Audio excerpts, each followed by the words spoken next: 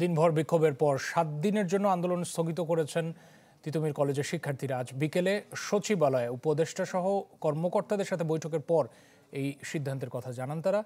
বলেন, তিতুমির কলেজকে বিশ্ববিদ্যালয় করা সম্ভব কিনা তা পর্যবেক্ষণে কমিটি গঠন এবং প্রতিবেদন তৈরির জন্য 7 দিনের সময় চেয়েছে শিক্ষা মন্ত্রণালয়।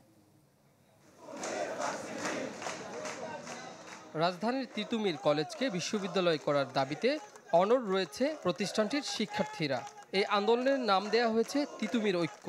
তবে ট্রেনের ঢিলছোড়া ও সড়ক অবরোধে ভোগান্তিতে ব্যাপক সমালোচনার মুখে মঙ্গলবার কলেজের ভেতরে কর্মসূচি পালন করেন তারা। সচিবালয়ে তথ্য উপদেষ্টা এবং শিক্ষা উপদেষ্টার একান্ত সচিবের সাথে বৈঠক করেন শিক্ষার্থীদের একটি প্রতিনিধি দল। ক্যাম্পাসে ফিরে তারা জানান, সমাধানের আশ্বাস পাওয়ায় 7 দিনের জন্য তাদের আন্দোলন স্থগিত থাকবে। আগামী 7 দিনের ভেতর তিতুমির বিশ্ববিদ্যালয় কেন হতে পারবে, যৌক্তিকতা এবং সার্বিক পর্যবেক্ষণ করে তারা একটি নির্ধারিত ডেটের ভেতর আমাদেরকে এটি জানাবেন। আমরা এই আশ্বাসে আজকে আমাদের কর্মসূচি শেষ করে চলে এসেছি।